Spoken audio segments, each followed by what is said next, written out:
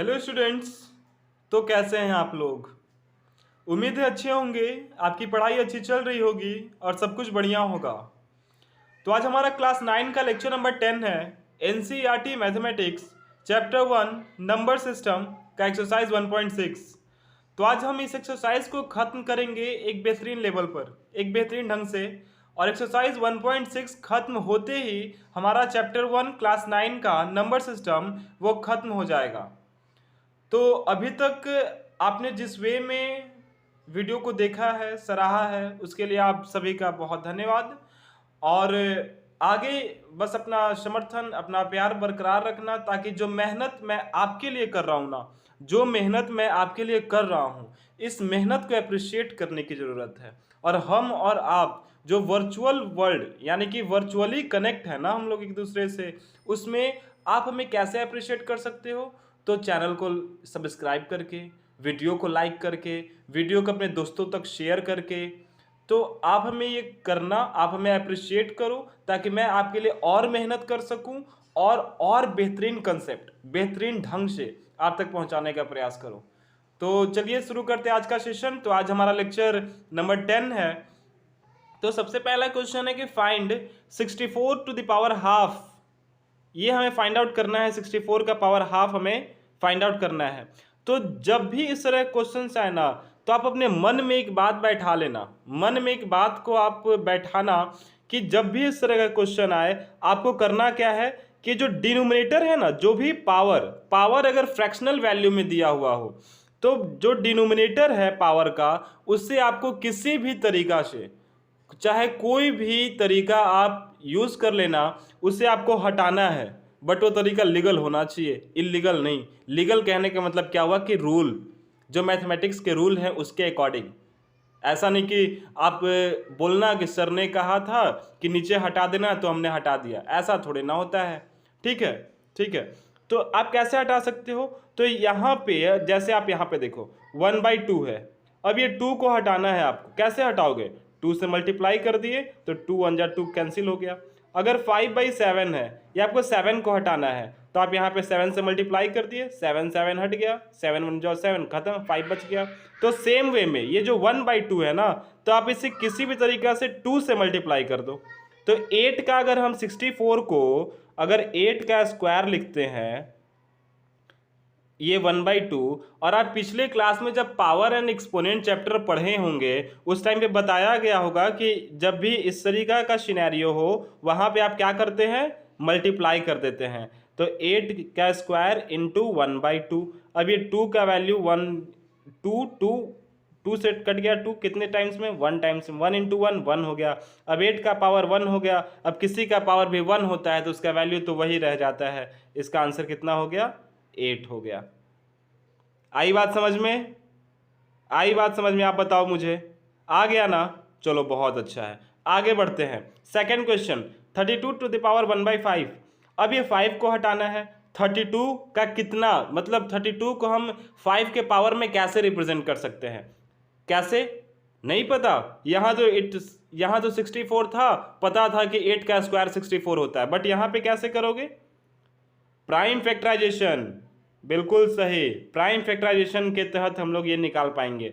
तो 2 से 16, 2 से 8, 2 से 4, 2 से 2, 2 से 1। आप बताओ, 1 2 3 4 5, 2 का पावर 5 हम लिख सकते हैं। 32 को 2 का पावर 5 लिख सकते हैं ना, अंडर ब्रैकेट ये 1/5 है होल पे। अब इसे क्या करेंगे? मल्टीप्लाई 1/5, 5 से 5 कैंसिल, 1 टाइम्स में 1 इंटू 1 1 हो गया। आंसर 2 का पावर 1 है तो 2 ही हो जाएगा ना। आप बताओ मुझे, ये आंसर हुआ या नहीं हुआ? ये आंसर हुआ या नहीं हुआ? आई बात समझ में? आगे बढ़ते हैं। ये 125 का पावर 3 है। सेम वे में आप 125 का प्राइम फैक्टराइजेशन निकाल दो। 5 2 ज़ा 10, 5 5 5 5 का क्यूब हो गया, 5 का पावर 3। तो 125 को हम 5 का पावर 3 भी तो लिख सकते हैं। 1/3 हो गया, 1/3 हो गया ना। अब इसे क्या करेंगे आप? 5 का पावर 3 इंटू 1/3, ये मल्टीप्लाई में हो जाएगा। तो 3 से 3 कैंसिल हुआ, 1 टाइम्स में 3 1 जा 3, 1 इंटू 1 1 होता है। और ये आंसर कितना हो गया? 5 हो गया। उम्मीद है आपको ये समझ में आ रहा होगा और समझ में आ गया होगा। ठीक है, आगे बढ़ते हैं। क्वेश्चन नंबर 2 सेम सेम है ये भी। यहाँ भी क्या करना है, 3/2। आप क्या कर सकते हो यहाँ पर, आप बताना मुझे, आप क्या कर सकते हो? क्या कर सकते हो यहाँ पे? यहाँ पे आप क्या करना कि 9/2 है, ये 3/2 है, 9/2 है, 3/2 है, यानी कि यहाँ पे 2 नहीं होना चाहिए आई थिंक, या फिर 2 है भी ना, आप इसको ऐसे कर लो, ऐसे कर लो। 9/2 है, ये 3 का स्क्वायर हो गया 9, 9 तो 3 का स्क्वायर है ना, आप इसे बिग ब्रैकेट के अंदर में रखना। 3 का स्क्वायर 9, आपको समझाने के लिए मैं इतना कर रहा हूँ। ठीक है, और ये 2 कैसे लिख सकते हैं? √2 का स्क्वायर, √2 का स्क्वायर तो लिख ही सकते हैं ना, 2 √2 इंटू √2, ये तो हमने पिछले क्लास में भी बताया है। √2 इंटू √2 कितना होता है? 2 होता है। तो ये √2 इंटू √2 2 हो गया। अब बाहर 3/2 है। अब ये पूरा का पावर तो 2 हो गया ना, 3/√2 का होल पावर 2 अंडर इसको बिग ब्रैकेट के अंदर में रख दिए हैं। अब ये दोनों पावर क्या हो जाएगा? मल्टीप्लाई। बिल्कुल सही जवाब, 3/√2, 2 इंटू 3/2, ये कट गया 2 से 1 बार में, तो 3/√2 का पावर कितना हो गया? 3, 3/√2 का पावर 3, यानी अब 3 बार लिखेंगे तो 3 into 3 into 3 and √2 into √2 into √2, तो 3 3 ज़ा 9, 3 ज़ा 27 एंड √2 इंटू √2 कितना? 2, 2 इंटू √2 2 √2, तो 27/2 √2 आपका क्या हो गया? इसका आंसर हो गया। उम्मीद है समझ में आया होगा आपको कि कैसे सॉल्व किया गया है। समझ में आ गया ना? फिर भी कोई प्रॉब्लम होगा तो आप पूछ लेना। ओके, आगे बढ़ते हैं। इस क्वेश्चन में 32 है, अभी हमने 32 का प्राइम फैक्टराइजेशन निकाला था, 2 का पावर 5 आया था। यहाँ पे आप कर दो 2 का पावर 5 होल पावर कितना है? 2/5, देन 2 का पावर 5 इंटू 2/5, ये 5 से 5 कैंसिल हो गया 1 टाइम्स में। अब 2 का पावर 2 इंटू 1 2 हो गया। अब 2 का पावर अगर 2 बार करेंगे, दो बार लिखेंगे, कितना आ जाएगा? 2 इंटू 2 4, ये 4 आपका आंसर हो गया। आई बात समझ में? आ गई ना? ठीक है, आगे बढ़ते हैं। थर्ड नंबर आप क्वेश्चन देखो क्या है। ये 16 है, 16 का आप निकाल लो, तो 2 8 जा 16, 2 4 जा 8, 2 2 जा एंड 2 1 जा 2 का पावर 4, तो आप 16 को 2 का पावर 4 लिख देना, ये 3/4 हो गया। 2 का पावर 4 इंटू 3/4, अब 4 से ये कट गया 1 टाइम्स में, 3 इंटू 1 3 हो गया।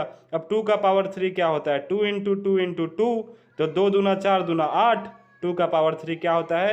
8 होता है। यही आपका आंसर हो गया। आई बात समझ में? आ गई ना? उम्मीद है आ गया होगा। ठीक है, ठीक है, ठीक है, ठीक है, आगे बढ़ते हैं। अब आगे बढ़ते हैं। क्वेश्चन नंबर 4, इसी का सेकंड का 4, 125 है का पावर -1/3 है। इस क्वेश्चन में समझना ये है, क्या समझना है वो अभी बताऊंगा। 25 है, 25 का भी प्राइम फैक्टराइजेशन हमने निकाला था, कितना आया था? 5 का पावर 3, 5 का पावर 3 लिख दिए, 5 का पावर 3 -1/3।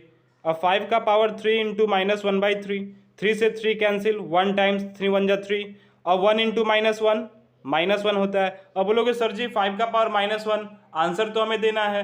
तो जब भी पावर माइनस में हो, बात को आप ध्यान रखना, यहाँ पे आप एक बादल बना लो आप कॉपी में, अपने नोट्स कॉपी में, और वहाँ पे आप लिख लेना कि जब भी पावर निगेटिव में हो ना, उससे अगर हमें पॉजिटिव बनाना है, उससे अगर पॉजिटिव करना है, तो आपको करना क्या होगा कि रेसिप्रोकल कर देना, बस उल्टा। अगर 5/1 है तो ये 1/5 हो जाएगा। अगर कुछ ऐसा रहता 1/5 का पावर -1, तो ये क्या हो जाता?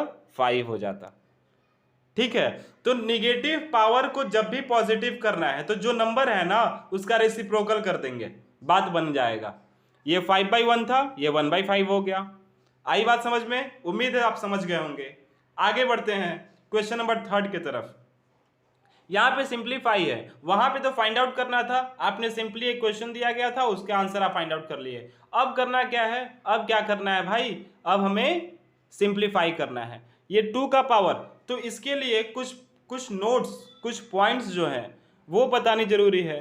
तो आप फिर से एक बादल बनाना, फिर से क्या क्या बनाओगे? बादल। आप एक बादल बनाना कहीं भी कॉर्नर पे अपने कॉपी का, वहाँ पे आप लिखना कि आप पिछले क्लास में भी लिखे होंगे, जानते होंगे, पढ़े होंगे कि जब भी बेस सेम हो, base same power and exponent chapter में जब भी बेस सेम हो और मल्टीप्लाई में हो तो पावर क्या हो जाता है, ऐड हो जाता है। यानी ए है, ए का पावर m है, मल्टीप्लाई में है और ए का पावर n है, तो यहाँ पे पावर क्या हो जाएगा, प्लस हो जाएगा। यानी कि यहाँ भी 2 है, यहाँ भी 2 है, बेस सेम है और मल्टीप्लाई में है। मल्टीप्लाई में है कहने का मतलब क्या हुआ, उसके बाद क्या होगा, तो पावर ऐड हो जाएगा। तो 2 का पावर 2/3 प्लस 1/5। अब 2/3 प्लस 1/5 आप इसे ऐड करो तो 5 इंटू 3 LCM लेंगे 15 आ जाएगा, 3 का डिवाइड करेंगे 5 आ जाएगा, 5 2 10 हो जाएगा, एंड 5 3 13, 2 का पावर 13/15। यही आपका क्या हुआ, आंसर हो गया। 2 का पावर 13/15 आपका आंसर हो गया। आई बात समझ में, आ गई ना। आगे बढ़ते हैं। 1 का पावर 3, अब आप इसको ऐसे देखो, ये क्या है, 1 का पावर 3 है, तो 1 का पावर 3 लिखो, 4 लिखो, 5 लिखो, फर्क पड़ता है क्या। तो 1 का पावर भी 3, 3 का पावर भी 3, होल का पावर 7, तो इसको लिख सकते हैं 1/3 का पावर 3, और ये 7 ये अंडर बिग ब्रैकेट के कर दिए, 7 हो गया। अब आप जैसे पिछले क्वेश्चंस में कर रहे थे वैसे कर दोगे, तो 1/3 का 3 इंटू 7 कितना हो गया, ये 1/3 का पावर 21। ये आपका क्या हो गया, आंसर हो गया। आई बात समझ में, ठीक है ना, ठीक है, ठीक है, ठीक है, ठीक है। आगे बढ़ते हैं। 11 का पावर 1/2, 11 का पावर 1/4। यहाँ पे हमने देखा कि जब बेस सेम हो, मल्टीप्लाई में हो, तो पावर ऐड हो जाता है। यहाँ देखेंगे बेस सेम हो, बेस सेम हो, डिवाइड में हो, तो पावर माइनस हो जाता है। यहाँ प्लस हो जाता है और यहाँ माइनस हो जाता है, इस बात का ध्यान रखना है।